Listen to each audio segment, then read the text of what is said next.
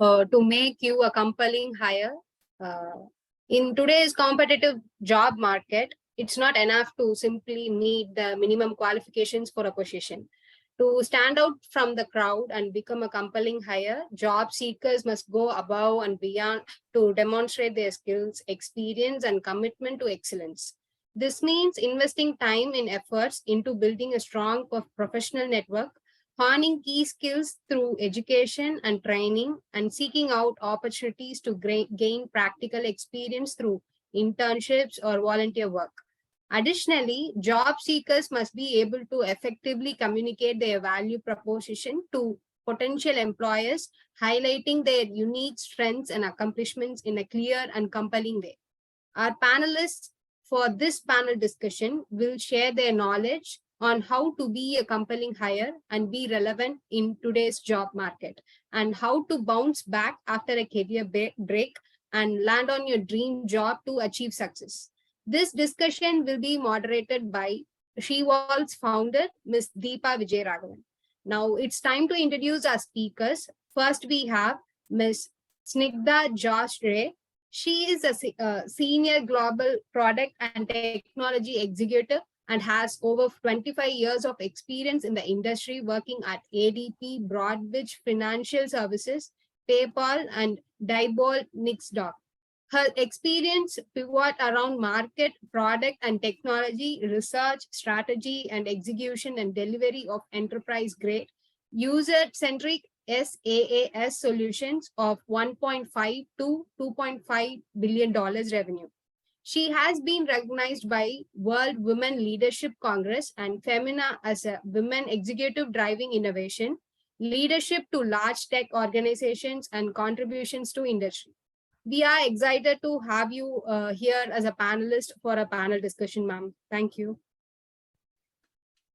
Next, we have Ms. Marie McClenny. She is a vice president, global issuing product as Fierce, where she leads a team of global products expert. She is responsible for delivering end-to-end financial payment and processing solutions to an extensive customer landscape. She is also an experienced business development transformation leader with a proven track of record of successfully leading teams in global operations, products, and product management. She is committed to diversity, ethical, accountable, and transparent leadership, bringing the best out of the individuals and cultivating a culture where everyone has a voice. She is also a proud mom to Eva and Tara, who are 15 and married to her best friend Nigel for 18 years. We are extremely glad to have you with us as a panelist in this panel discussion, ma'am. Thanks for being here. Next, we have Ms. Anu Ambrose. She is an employer branding lead at ThoughtWorks India. She plays a sweet spot that sits between marketing, branding, and recruitment. She had been with ThoughtWorks for the last 7+ years. Prior to that work, she worked at IBM and Oracle in technology, marketing, and sales. We are extremely excited to have Ms. Anu as our panelist for our panel discussion. Thanks for being here with us, ma'am. Next, we have Ms. Badri Saravanakumar.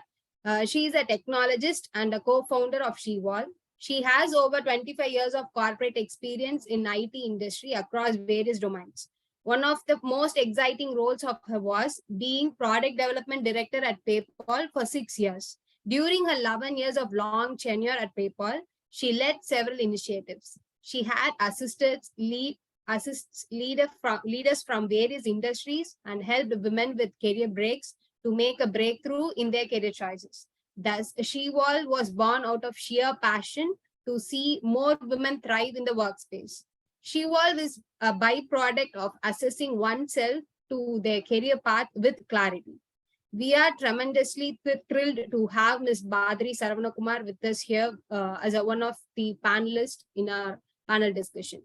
Thanks for being here with us, ma'am. Thank you, Kavya. I know we have, maybe Merit got dropped, probably she will join back.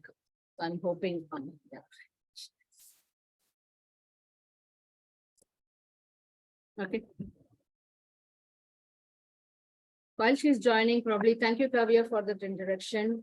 And it's lovely to see many of you. And thank you. I've been chatting over all the WhatsApp and other things. It's so nice to see. It's very refreshing. For everyone, good evening. Thank you for taking your Saturday and joining us for this panel. So probably I will get started. This is one of the critical topic, and especially for women, it is even more important given I think we have been seeing not just a career break, right? There's a huge thing currently where the entire industry is going through so much changes, and there is a lot of reductions across the board also, right? And there is that fear of not missing out, or fear of holding the job. Everything is coming together for every employee. For women, it's even more. So we thought we'll do a discussion where we primarily focus around how can one earn, right? It can be a role, it can be the responsibility, it can be a promotion or whatever we want to call, right? So how can, and anybody can make them as a hire or a compelling person for that specific responsibility and earn it, right? So Snigdha, I will start with you.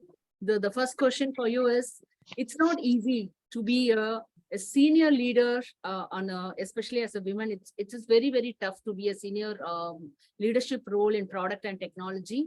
And it's very hard. I know you would have gone through many challenges, etc. But what I would like to hear is, what do you think has been an essential or biggest qualities which has helped you to be here who you are today? You're on mute.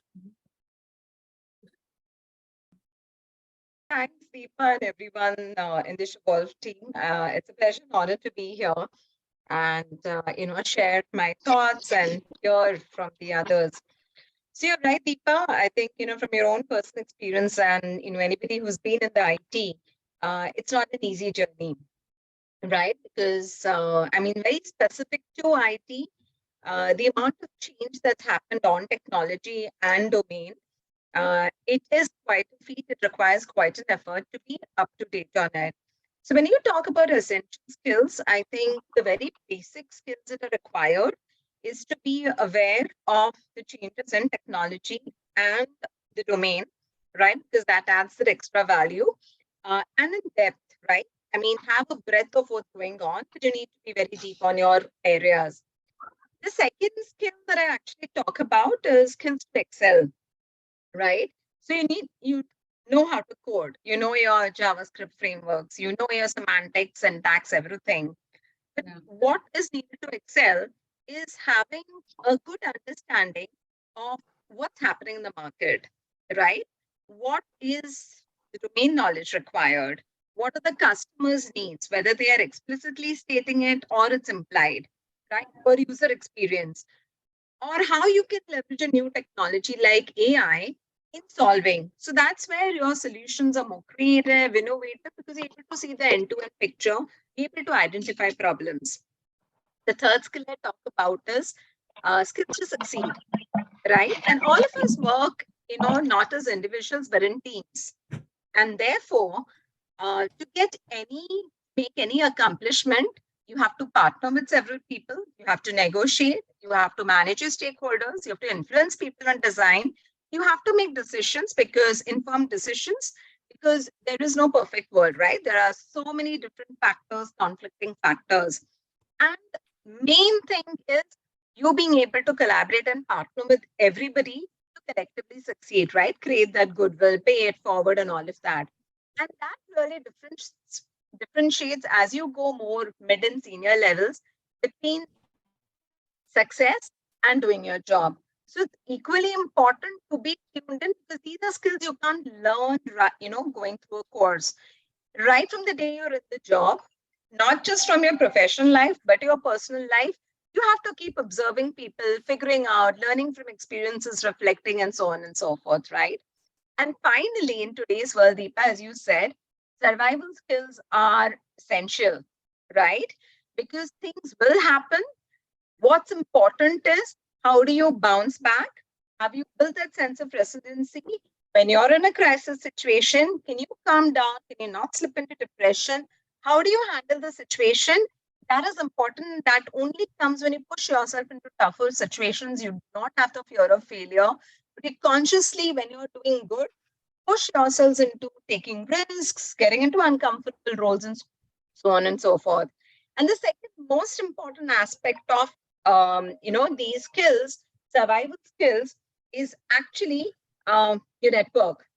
Have you built that network who's going to help you get a job? Have you built that network who's going to be your safety net, who's going to recommend you, promote you, look out for you, right? Who's going to mentor you? So I would say these are the four dimensions, Deepa, that's required in the industry uh, to have a long marathon, right? And what's important is remember it's a marathon, it's not a sprint. Don't judge yourself, don't let yourself be judged. Just keep focusing on building your skills. Yeah. Thank you, Snigdha. I think you have beautifully kind of covered all four key things, right? It is not just applicable for the product and technology, pretty much everything as you build your career. So with that, I probably, Merid, I will come to you. Thank you for joining us from a very different location and being one person who's going to bring in a different perspective to the panel, right? So Merit, the question for you is, as you are trying to hire, right? Like as an employer, and if you are trying to hire, what are the specific skills you will look for a candidate? And how can they stand out, right? Because that's one of the things, because there's so much, there are opportunities, there are candidates, but there is always this gap, right? Like, oh, I want to hire, there is a lot of things available in the market, but there's candidate, but you have the gap. So from your perspective, if you are trying to do that, what are the essential qualities? How can a candidate be stand out so that they get that attention?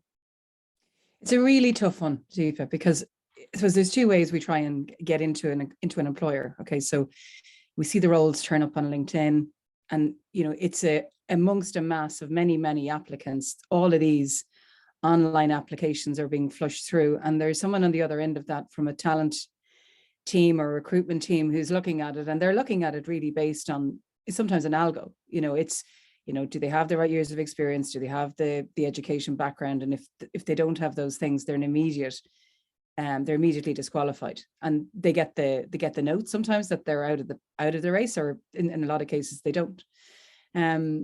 So the first thing for me always is trying to understand from my recruitment partners what's coming through, and they'll always tell me, oh, the volume is so high, let me screen. And I'd often say, as a hiring manager, I like to see the entire expanse of who's coming through, because I think if you're truly to bring a diversity lens to applications and to candidates, you have to see it all, and you have to really, as well as a hiring manager, you have to question yourself too against your own bias, because we like what we know. Okay, so we like to see the education, we like to see the 8 years or 5 years somewhere. We don't like to see people moving jobs too much, unless they're a contractor, of course. But and that's the bias. But sometimes things happen in a candidate's life where they do need to take time out, and there is that gap of time, whether it's time out having a family, time out looking after older relatives, and they've been the one that's had to take the step back. So for me as well, in that space, what helps me to see candidates and to see candidates stand out is the human factor sometimes in those applications. So things like having a little bit more than just the data points. Have you worked for customers? Have you been customer centric? We know now in development that really bringing the voice of customer is so important to all that we do. So they're the kind of things that for me that would stand out when someone says to me, I led a project, or I did some enhancements on a piece of work, and as part of that, it meant this to the customer. It meant efficiencies for them. It brought this type of value to them. That always catches my eye, because it helps me understand as well that candidate is more rounded than just that small element of work where they would have been within that wider organization. So that's the first one, I think, is being more than just the statistics, in the sense of, I did this project, I work in this code, I've developed X, Y, and Z. I think it's bringing that extra lens of true impact. The second thing I love to see as well is projects outside of the traditional domain. So has somebody volunteered to be involved in ERGs? Have they tried to do site events? Have they been involved, not even in formal mentoring programs, but did they try and lead, a luncheon, sometime? Like, was there something in addition that shows, again, an element of their personality? I think that's really nice to see. And again, it's, you know, it's down to that gap and piece on the CV where you say, what's your interests? But sometimes you don't need to leave it there. You can elevate it up in the CV and the resume, and you can say, you know, as part of this company, when I was in this role, these are the types of additional, you know, activities that I championed, that I led, that I coordinated, and that I supported. And then the final one is, and I talked about the stats earlier, but I do think the numbers are important. So, you know, impact, if you have some metrics, don't be afraid to put them in there. And when you do put the metrics in there, even in the conversations and the interviews, be able to back them up. So know your numbers, but know how you got to those numbers, because it is always one, again, as a hiring manager, I'm looking to see, can I learn something from this candidate? What have they done that's going to help me see how they can bring impact and value to my world? So that's always a very, very critical one as well. Thank you, Mary. I think it's very nicely said, right? While we are trying to put our profile together, but one of the important angle for many of us to keep in mind that anybody is trying to, it's not, don't focus too much on that small break, but focus on a lot of many other things you have done and the impact you have created, and especially putting that customer lens will also become a standout for you to at least get into that interview, right? Because that was what a big differentiator, because a lot of algorithm runs, like you're saying, your profile get missed out. So how do you ensure that you stand out, right? Thank you, Merit. Exactly. That, Anu, if I come to you, right, like as you've been having a depth experience around branding as well as on the marketing, you have that great combination, right? So what are some of the key traits you will look for a candidate? You will look in for the candidate when they are trying or applying for your company. Yeah, first of all, thank you, Shival, for having me as part of this panel discussion. It's already turned out, it's just started, but so insightful listening to my other panelists here. So yeah, some of the key traits I would look for in a candidate, or I think is important when, for a candidate, is their ability to adapt. Because often we see many challenges in our day-to-day work, right? Things keep changing, it always keeps evolving, and how flexible I am to adapt to those challenges and look at it from a different perspective, look at it from a different lens. And also that kinds of shows the positive, attitude I would have towards work. So, if you are adaptable to challenges, and then you have a positive attitude as well, it helps you become more resilient to the challenges that you face, in your day-to-day work. So that would be one of the traits. The other one I would say is open to feedback, because it's so important when you're working together with other people that you are open to receiving feedback, which means, you are facilitating growth and, for yourself and for your team as a whole. And also it builds trust between the team members, right? So I think being open to feedback is also a very important trait in a candidate. Of course, communication skills, those are table stakes. It goes without saying that in every candidate, we would look out for their communication skills. How well are they able to articulate themselves and, express themselves without, without having any kind of misunderstandings. Another key aspect, especially from organizations where I work, we, tend to look at is cultural alignment.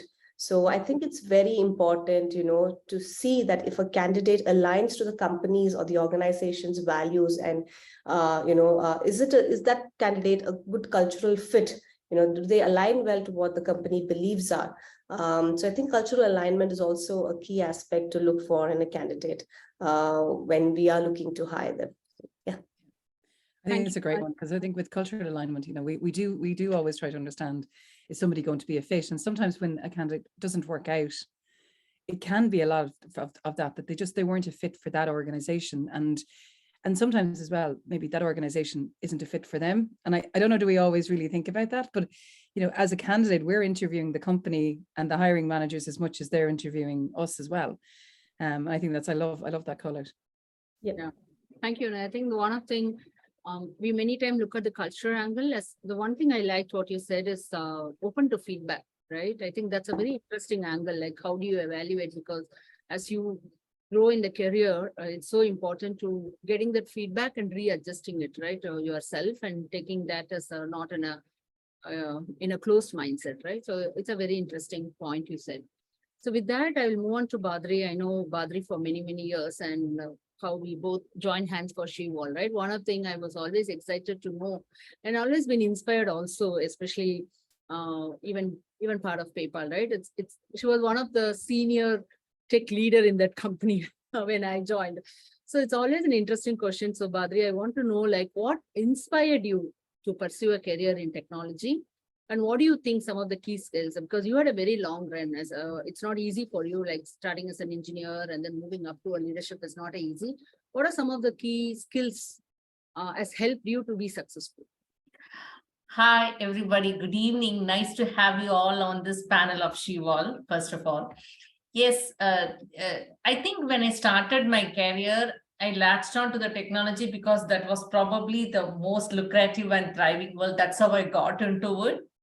But I think over a period of time, the different opportunities and experience I got, okay, I just latched on to that as natural as possible because I am a very aspirational person, and I thought that if I could stand out by taking that role, then I think I would do whatever it takes to keep me relevant to that opportunity. So I made sure that I kept myself relevant, hesitate to learn, ask for help, make myself skilled, and evolve with the ever-changing technology field. Okay, that's how I could actually sustain the career in technology. And as times moved on, it also gave me a lot of opportunities to learn different parts, different technology, move around world, see different people, and really change things. So I think that feeling of making it happen, I think made sure that that I could sustain that career. Some of the skills, I think your second question was about what are some of the skills and experiences that help me to succeed is, I think, staying relevant. So when I started my career, it's not very long ago, but I think I started as a client. It was a client server architecture, which no longer exists now. And I think, I also had opportunities to move to different domains of the core banking system, working in Unix, the different evolution of the software configuration systems. I think all of these were ever changing, and I made sure that I took the time to learn, accept when I did not know it, but take the time and the resources to make myself relevant so that I could command respect with the team. That's the most important key skill is what I would say. And the second thing is, I think, the willingness to learn, and you have to go to adapt. You have to unlearn certain things because things were different 10 years ago, 15 years ago. I think that's something that I have to unlearn and adapt to the new one. And even if it has to come from a person who's experienced and coming from a different domain, different world, I think that adaptability is another key skill and experience I would say that helped me to succeed. And I think definitely like skills like communication skills, where you have got to make sure that you don't have to be hands-on, you don't have to know every nuances in syntax and semantics, but I think you should be able to make decisions based on certain conceptual factors, and you should be able to rely on your team as much as, because at some point of time you won't be able to experience firsthand, but I think you've got to rely on somebody's experience and expertise and make decisions based on that adaptability, that communication skill, that camaraderie and collaboration are some of the key skills that I think that help me to succeed in this field. And I think the more so, even if it has to be that one person and I have to take over that team, even if it is a different technology, I have to learn over a period of time and be able to take that transition with responsibility, but gracefully. I think that is another key skill that I would say that helped me to pursue and sustain in that. So that when I became the director, I think in technology, especially in PayPal, yes, I had fear of judgment. I had fear of failure within me, but I made sure that did not conquer me. I made sure I latched on to that opportunity and took all the help to sustain that. So these are some of the experiences I would call out as something that helped me succeed. Thank you, Can I just add a Badri. little bit, Badri, because I had the distinct pleasure of working with you for a number of years. And, you know, the one thing about yourself, Badri, and with the Deepa and the team in Chennai, you just, the sense of trust that you had built across the wider organization. So, you know, leaders in the US would look to Badri as the leader there and the leader of the team. And many times I was with you in Chennai and I would meet the team and they would look up to you as that person who, you know, had their back, supported their people. I think you were always an amazing networker. I don't think there was anyone in the company you didn't know and who didn't know you and who didn't know the great work that you and your team were doing. So I think you were always a really strong colleague in that regard, and just, you know, pushing for your team, but also helping. You know, it didn't matter where they were in the world. They knew that they could call on you and you would do whatever you needed to do to help them. And likewise with Deepa too. Thank you. Thank you, Mary. So with that, I'm going to go to, I think, Badri, you covered a lot of things. So hopefully that should help many people, because those are the qualities is definitely applicable for whoever is looking for the job as well as who is looking to grow their career. So Snigdha, with that, one of the key thing is everybody, right? All of us want to hire the top talent and all of us want our hire to be super duper hit, right? So I really want to know from you, like, what are some of those qualities you will look for? Because it's like you were saying, there are part of our role is also take a very good people on our team, and we do mistakes, it's fine, but we do take some risks. So I just want to hear from you, how do you go about hiring those, identifying, and as well as what are the qualities you will look for to hire? Sasha, before I get into the question, you made a very good point, Deepa. I think the optimal candidate is what we also as hiring leaders need to think of, because sometimes we hire overskilled people and then it's a disaster, right? Because you're not able to keep them engaged. So I think what's important is the evaluation of the role fitment itself and then figure out what kind of candidates. But now coming to the question that you asked, I think as a hiring leader who's hired a lot of different kinds of candidates over the last couple of decades, skills, obviously, right? One challenge we definitely see is people not being able to evaluate the depth. So they'll put all kinds of skills, technical skills or functional skills in their resume. So what I definitely focus on is, on the functional, non-functional skills, getting into the details, trying to understand what they have done, but trying to understand how or why they have done something, right? So trying to figure out, and those could be with, some kind of problem statements, how are they designing, what are the choices of technology they are making. So that just filters out people who've really done stuff and are good at it versus people who are just have a surface level knowledge. The second thing that I look at, especially being in IT industry, of course, today technology all across the world is changing. The way we do things is changing. So that I would create as a very mandatory or essential skill is the aptitude, right? So yes, great. You know your stuff. I'm hiring for this particular technology and you know it. But hey, you know what? Do you have this passion or zeal to keep learning? Or do you have analytical skills? Like just because you've solved one problem, do you know only to solve those similar problems? Or are you able to apply that in a different context, right? Can you adapt from a B2B to a B2C scenario, right? Or can you move from a customer facing application to enterprise facing application? Or even better, can you go to a hardware firm and then try to, influence and develop software over there? So that's one area where it is very difficult to judge because there's enough coaching for people to say the right things, right?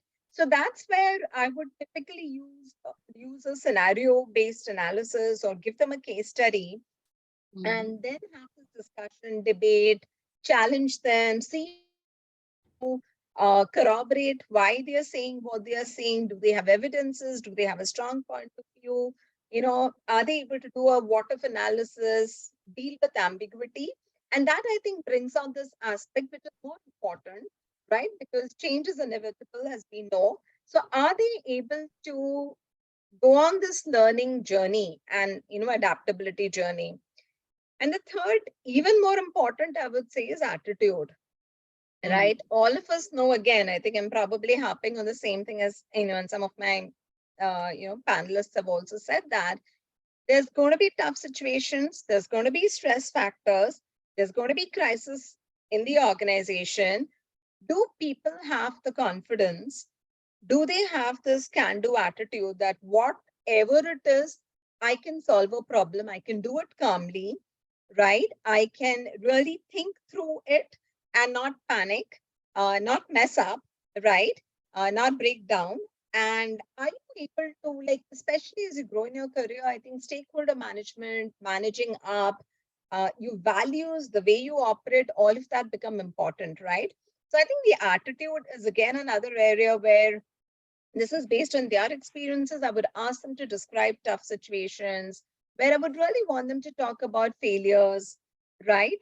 And that kind of helps you understand whether they open feedback, whether they are ready to change, what is the worst thing that the feedback that they have got. And that also helps you understand whether the person is being authentic, right? Are they giving scripted answers, which are nice to hear?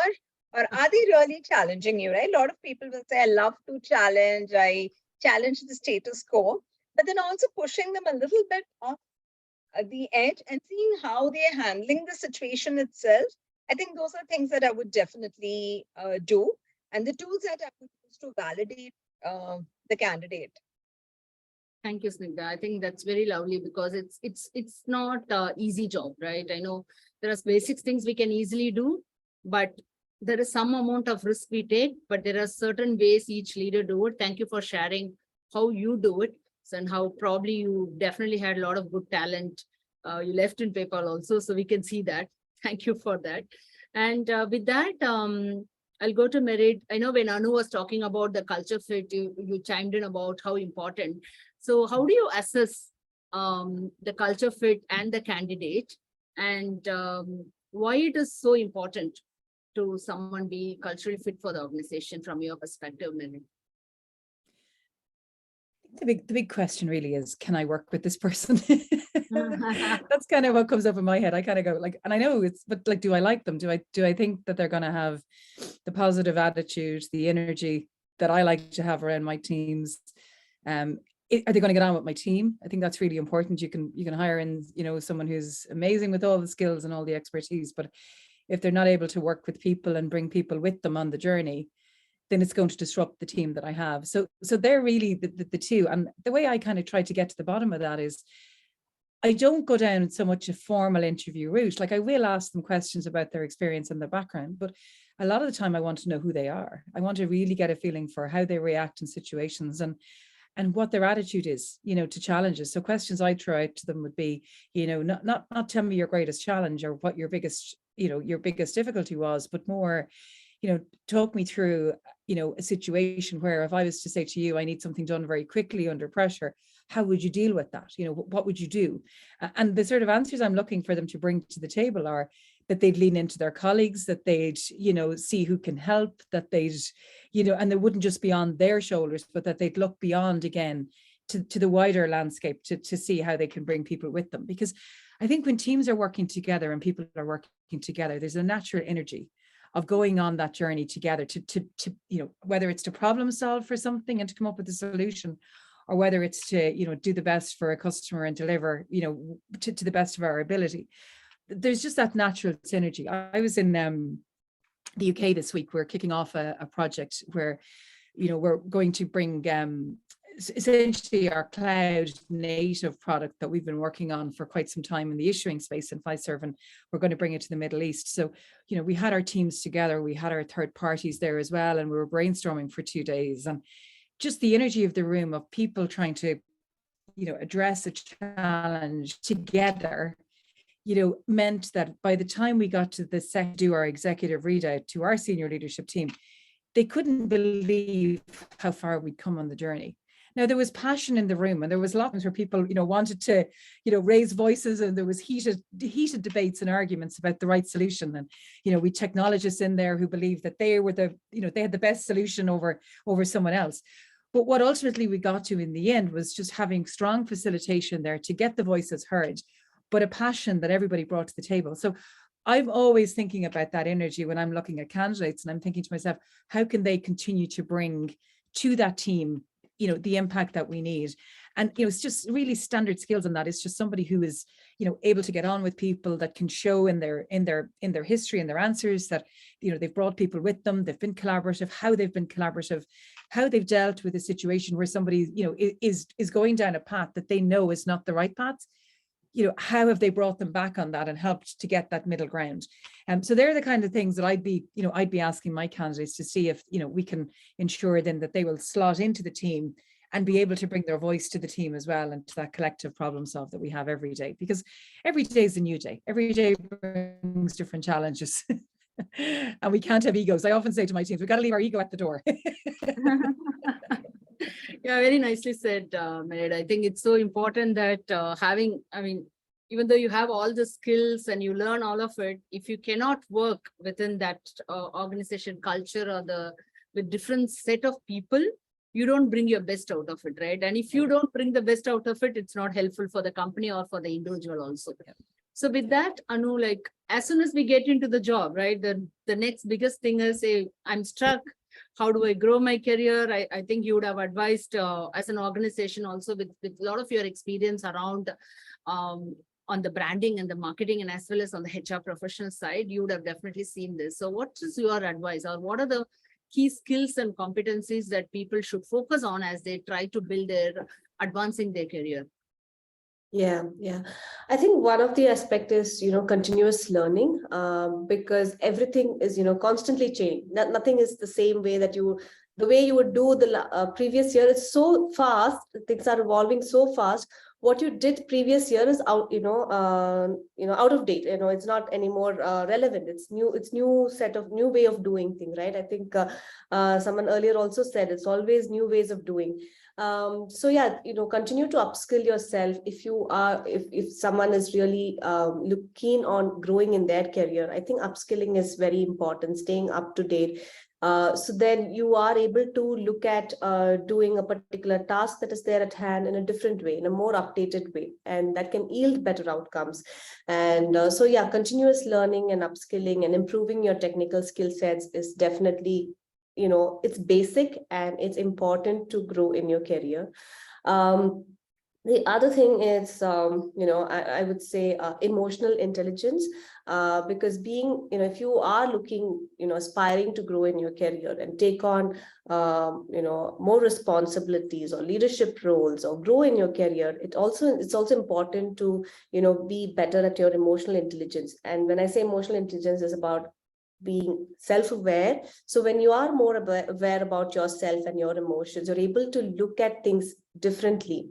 Emotions don't come into play. You're able to take decisions more informed decisions, handle different challenges that you would come across on a day-to-day basis better.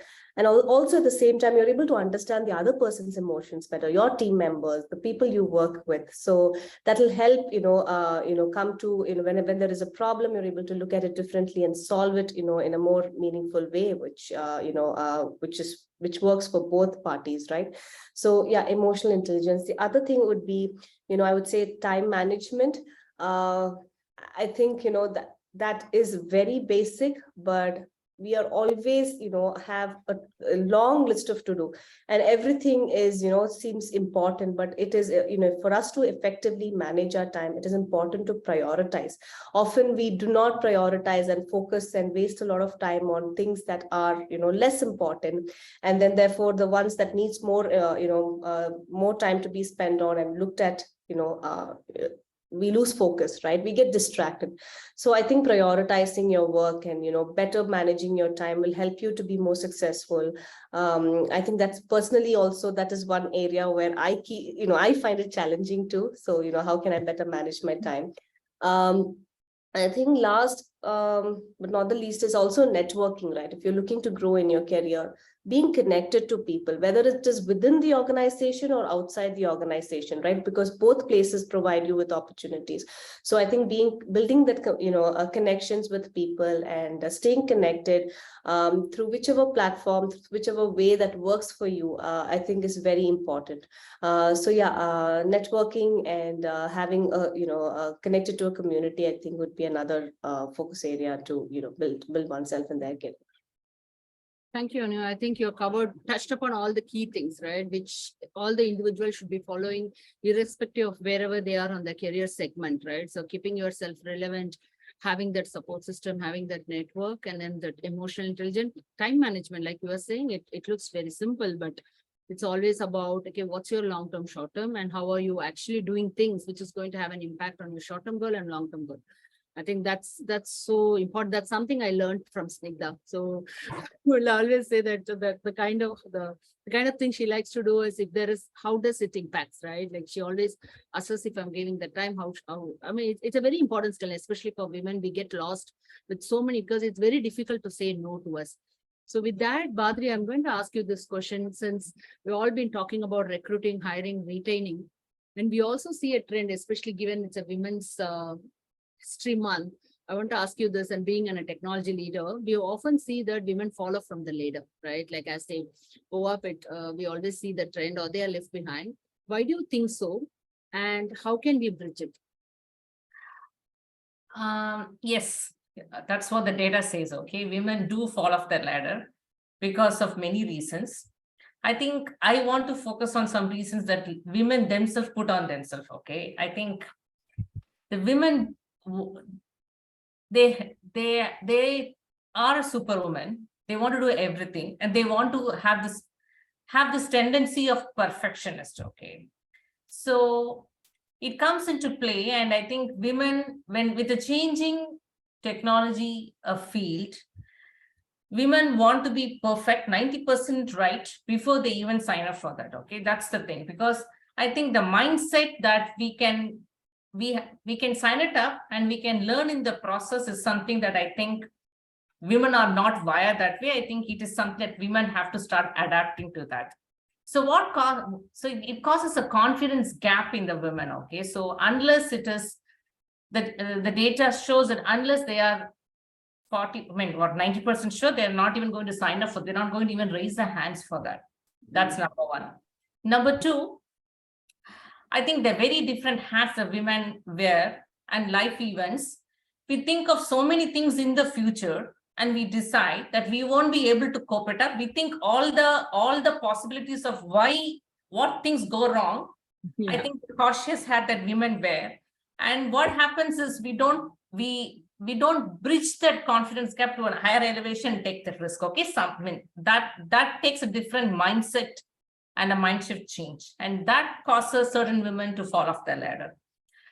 And I also think women also don't ask for that help. Okay, I mean, if it has to be a role that they have to sustain in technology, I think because of its dynamism, we also have got to equip ourselves with different points of view. That means it requires a different time, different efforts, and etc. from the women. So it's important for women to go and ask for that support system, build that support system, and ask for that help from different stakeholders so that they are able to equip themselves. The very reason that women don't prioritize themselves and hesitate to ask for the help also makes them not to sign up for those risks or those new work that comes on their way. The other thing is, so these are some of the things which I could think that women don't take time to equip themselves, and so they fall off the ladder. And they all, I think at some point of time, they also think that, to the earlier panels conversation, okay, do really women want to succeed in those new technologies? Because it comes with a huge responsibility. And the guilt factor of, am I prioritizing myself before anything else? Am I being selfish? All of these elements come into them. And so they think that signing up for a tech field is a very, very demanding thing, and they won't be able to do justice for that. So we put all of these factors, women usually put all of these factors and use all of these reasons. And I think they probably choose something else to make sure that they're able to sustain and be on the field, but probably not intact. I think that's how women fall off the ladder. And I think the very reason to work on all of those things, okay, making sure that they also take time to prioritize. Tech field is not a very, very different animal together. It's a field that we can conquer. It's a field that we can learn in the process. It's okay to ask for that help. It is okay to go and network. If it is not within an organization, ask for external help, reach out to the people, take time, talk to your partner, okay, that there are times where you will help him to prioritize his career. There are times where you will ask for the help from him to prioritize your career, okay, because at the end of the day, it's a level playing field. And to get out of this feeling of guilt and etc., and make sure that you work yourself to earn, you learn to earn it, you work with your support system to earn it, and you also, there are times where you will probably also have to learn to adapt and delegate, because if you have to do 100 things, you can't do all amongst yourself, okay? You have to make sure that you are also delegating to the team. So having that looking for the good talent and relying on the talent, building the trust with the talent so that you will be able to make decisions based on somebody in your team. I think these are some of the things which we have to build up. So it's important for the women to make sure that they build that aptitude, they build skills where it is necessary so that the team respects you and you are able to take some responsible decisions, but you are able to delegate and rely on your team. And have that attitude of, I can do it, I will cling on to it as much as possible. I will only drop off that if everything else doesn't work for me. These are some of the things I think women have to start cultivating. I think that's how we can start bridging the gap of women sustaining the tech career. Thank you, Badri. I think you are covered in depth on multiple things. I hope it's like, as an individual, what are the things we can do, and as well as taking the necessary help from the organization at work, at community, it's all will play a bigger role for us to make this happen. Right? Because this gap is not going to go away tomorrow. It exists. It was existing earlier. It was existing today. We all are here. We all, personally, all of you, I know you in some format, right? We don't want this. We don't want a special history of like making a special arrangement for people who are taken break and etc. It's a natural process, but how do we ensure that we equip ourselves and we also ensure there is some support system for us to help, right?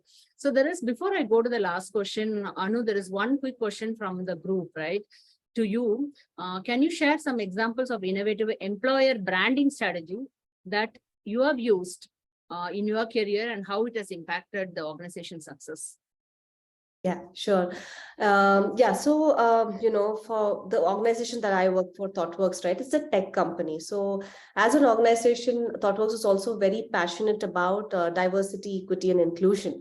So that is one of our core, value, as I would say, our core belief, to bridge the gap in the tech when it comes to underrepresented minority group, right? And women becomes the larger chunk in that. So specifically in India, we were talking, I would just, take an example of one of the program, I initiated and now it's running successfully, when we looked at our pipeline, our recruitment pipeline, we saw that, the people with more, when we look for roles with more years of experience, 5+ years of experience, there is the talent pool that is available is less within the women. And even in our own organization, we feel that the gender gap, as the years of experience go by, it decreases, the women to men ratio is lesser. And there is a leaky pipeline. There is definitely, after 5 years of working in a technical role, women, for some reasons, for various reasons, right, they take a break or they, change into a different role. So we wanted to, come up with a program where we can, have more women who've taken a career break specific specifically in the technology domain, right? How can we help them come back and, continue their career in tech, So we have a program called Vapasi, which is, bringing women back to work. And this is especially designed for women in tech. So it's a training program that we offer for, and the program is very well structured, basis on, whether you're in a developer role, in a QA role, or in a BA role.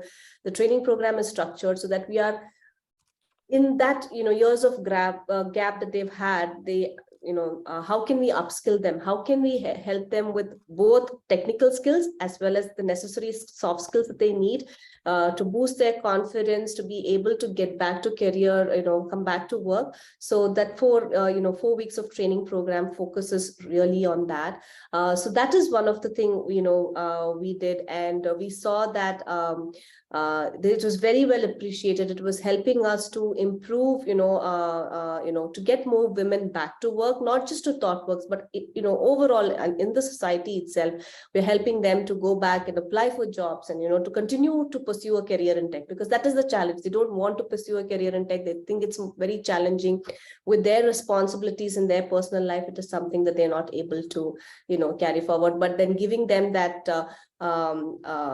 confidence that they need, showcasing other women who are able to overcome that challenges, how they're able to overcome challenges, sharing those stories have helped this program, and it's running successfully for the last 5 years now.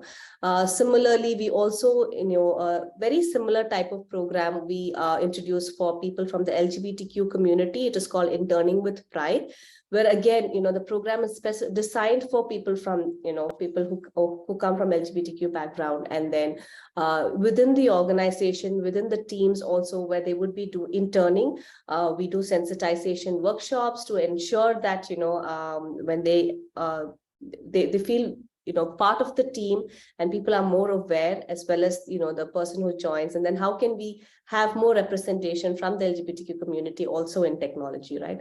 So these were some of the programs that we ran in India, and it is current, it's still, we have editions coming out and running successfully. So yeah, those are some of the call outs. Yeah, I've heard about the ThoughtWorks Return to Work. It's an amazing. So it's so nice to hear that you have been one of the champion in doing that or making it happen. Anu, since you're unmuted, I just want to ensure that if you want to give 1 or 2 key takeaway, right? Like if anybody is looking to come back, or someone has got impacted in all of this big industry stuff. So what would be that 1 or 2 things, if you want them to say, this is something you have to do to make you as a compelling hire, what would be that?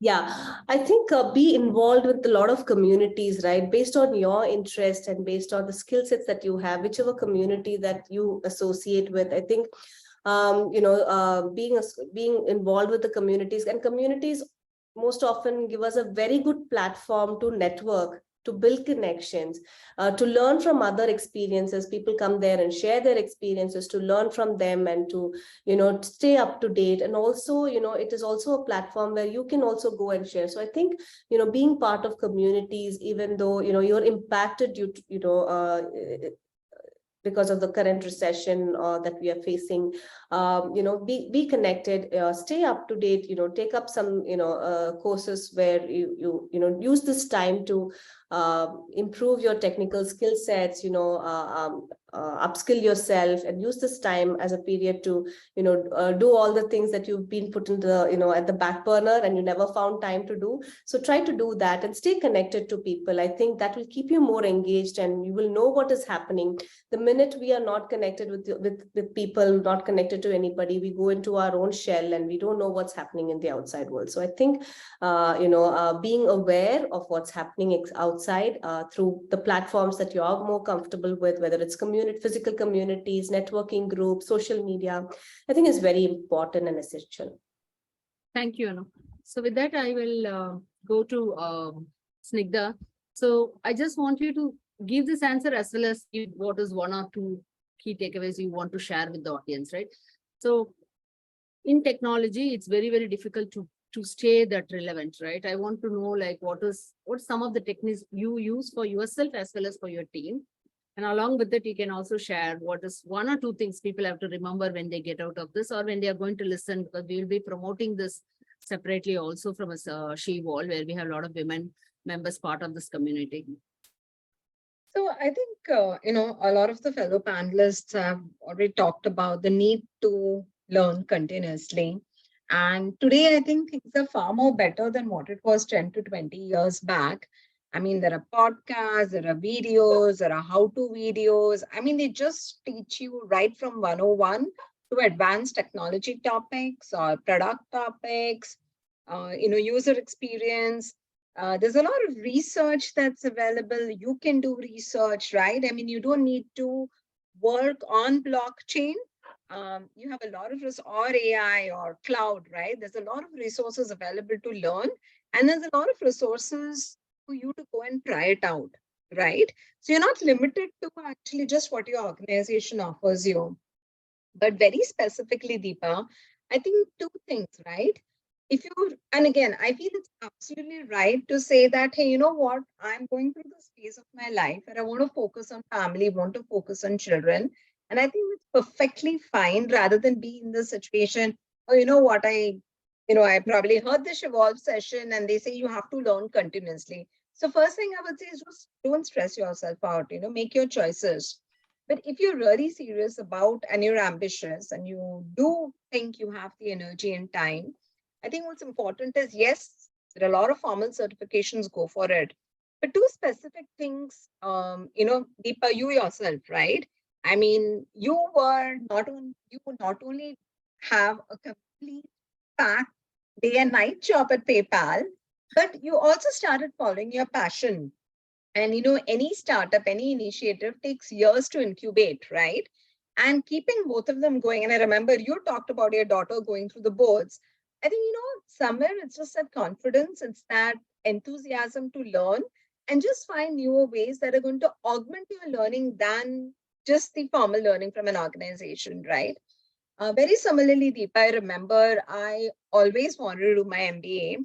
And then just going through this whole phase of marriage, kids, caregiving, you've got in-laws, you've got parents, you somehow don't tend to prioritize yourself. You're always thinking about others in your life.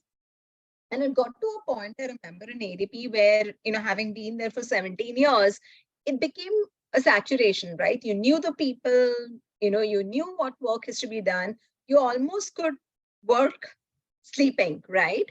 And it was a fantastic learning journey at ADP. I never had a days of stagnation, but it reached a point where we were like, so it was an overnight decision, I remember, just on impulse. I don't know why, but maybe I need to thank AI. But I got this, last day ISP executive MBA application, some kind of a thing on social media, right? And I say, you know what, I'm so frustrated and bored that I'm not learning. Let me just apply for it. And sometimes things are just meant to be, right? Applied for it, went through it. I mean, in fact, at 12 o'clock, these people actually wrote to me 12 nights saying, your application's not complete. I said, can you give me some extra time? So it went on to that level. It was that level of last minute thinking. Went through the interviews, all of it. And then I had a lot of people who told me, you're crazy. You've got 2 small kids. And I did have a very big role at ADP, right? Leading so many, couple of thousand people. And I was very deep into product and tech. I was very particular about doing my job very diligently. So there were so many people who told me, this is not going to work out. But I think, again, as, we discussed, get support. I think my leaders just stepped up. I realized I could just let go. They did the job, probably even better than I could.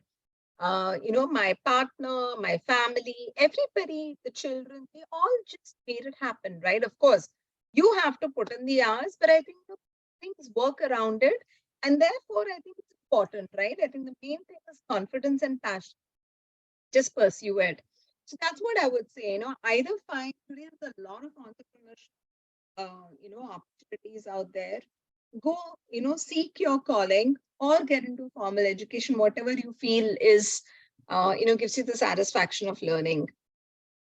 Thank you, Smita. I think it's all about learning and taking action. So those two was like, okay, enough of dream, right? Okay, just do Exactly. something Get into for action, actually. That's the key word, right? Yeah. Take that action and then you'll make a move. So with that, Merit, I'm coming to you. So with all of this, right, you can combine this with your final thoughts also, right? Like this online presence has become a huge one. So what's your recommendation for somebody who's seeking for an opportunity? How should they tap the online social media platform? Along with that, you can also give what's your key message? Like if somebody wants to say, this is one thing I want to take it from your session, what should be that? Okay, so the online one, and I think I touched on LinkedIn a little bit. We talked about community and we talked about network. You've got to put yourself out there. You just do. If you haven't spoken to somebody or connected or direct message somebody for a year, don't be afraid just to go do it and go, hi, how are you doing? Hope things are good. It's okay to be a bit of a stalker as well on social media. Keep an eye on people's activity, see where they're going, what they're doing, what their latest posts are. It's no harm because we do rely on our networks. And I remember many years ago, a great mentor of mine said to me, you need to have your own board of directors around your career. And I thought it was a great way of putting it. But it's about having a blend and a mix of people. And it doesn't matter where they are, which is wonderful about being online. It doesn't matter where in the world you are. Like I'm in Dublin today and look at us, all connected in. We from all parts of the world, we're all talking and we all have the same problems. So that's the great thing about the online forums is that we can use those to keep connected and to stay and to remain connected with the people that we know can advocate for us, can put that voice in, can get us beyond that TA person or the algo that's screening those CVs. And I think that's really important. And I, as well, as mentors and as advocates for people in our network, we should put ourselves out there to do that for our colleagues, our ex-colleagues, our own network. Because I think that, that paying it forward is so important because you don't know at any day where someone is going to turn up and help you as well and be that reaching hand. So I think that's really critical. The same, Instagram, Facebook, Twitter, it's all great ways to stay connected. And it's also a great way to grow your brand as well and not to be afraid to share your thoughts about, what you've done or achievements and so forth. So they're absolutely invaluable. But what I'm finding now post-pandemic, which I'm really enjoying, and we've gotten people back into the office as well, is you can't beat the personal touch. So, if there's an event and, I know we're online today and it's lovely, but I wish we were all going now and having a cup of coffee or tea together and having a chat afterwards, and that's the wonderful thing about the network events. If you can get there and be there, I think, that is really invaluable too, because it does become more memorable, the fact that you've met somebody in person and you make that personal connection. I really think you can't beat that. But the only real, I suppose, summary for me and the walk away is just, we all have the voice in our head. Like, it doesn't matter what stage of your career is, there's always going to be those moments where you get the butterflies and you kind of go, oh my word, is this really on my shoulders? Can I really do this? And I think you've just always got to continue to push back down that voice, as Badri said as well, and just say to yourself, I actually deserve this, because we all do. We've worked so hard, whether it be families on the side, whether it be leaning into our partners, full-time jobs, global teams, whatever it may be. And I think you've just got to put your belief in yourself sometimes and go, you know what, you do deserve this. Take the deep breath, go in there. And if you do put yourself out there, you know what, it might actually work out okay, as opposed to the voice going, it's going to be a disaster. So that's my parting, my parting piece. And I do have to push myself every day as well and say to myself, yeah, I do deserve it. I'm going to put myself out there and you know what, it might be okay. And most of the time it is. Thank you, Marish. I think it's so nice. So it's a very good feel to also wrap up, right? So Badri, with that, I'm going to give it to you as the last while we are at this panel. Can you quickly an elevator pitch of Shivol and how mentoring, right? I know we all talked about network, community, online presence, and etc. And how mentoring can make a huge impact on any individual's career, right? So Yeah, I'll probably do it very quickly. So number one, I think first of all, it's important for anybody to make it in your mind whether which one I'm going to prioritize. Whether it's your career or if it is that you have to take a break, it's okay, get over the guilt, be peace with it and make the decision.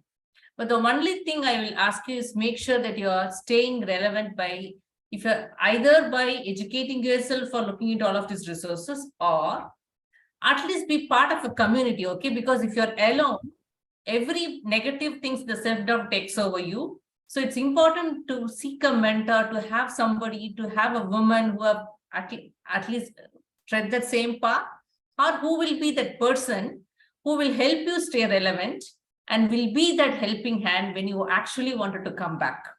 Or even if it is not come back, even to make you feel at peace, even when you're addressing something else at that point of time. So it's very important that you're taking care of you're out of your self-doubt.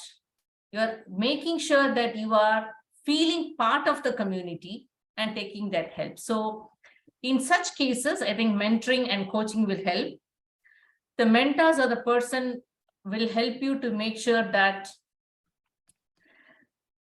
they are going to help you to either upskill you or building that confidence, eliminating that self-doubt, making sure you are having that feeling of purpose and belongingness. Okay, so be part of that community, and SheWall is that platform.